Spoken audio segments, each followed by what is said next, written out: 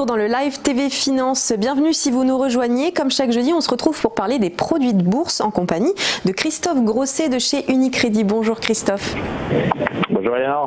Merci d'être avec nous. Alors on commence par les volumes sur les produits de bourse. Quels ont été ces volumes chez Unicredit à Paris depuis jeudi dernier ? En fait, sur le marché, nous avons une semaine qui finalement se dessine pas mal, puisque depuis le début du mois, 56 millions d'euros ont été échangés en bourse de Paris sur les produits de bourse. Alors, rapporté au volume de janvier, on est un peu en deçà, puisqu'on me rappelle, en janvier, 365 millions d'euros échangés, donc il avait été un bon mois. Là, on le voit, un marché qui n'est pas encore, qui n'a pas encore beaucoup de volume, et on peut l'expliquer par la volatilité, enfin l'évolution de la volatilité. Et nous y reviendrons.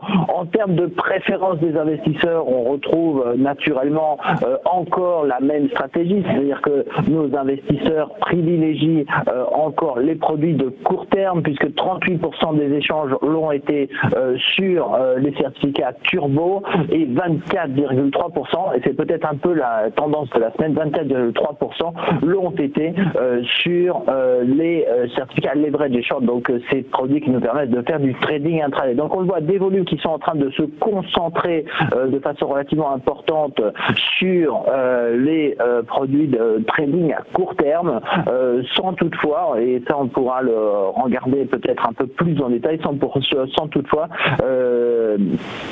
hypothéquer quelques scénarios peut-être un peu plus de moyen terme. Si on regarde la top 10 sur les sous-jacents échangés, on retrouve sur les variantes, donc les produits options, le CAC 40 largement en tête, suivi de Société Générale et Air France, qui ont certainement été les deux valeurs qui ont attiré l'attention des investisseurs en varant pendant la semaine.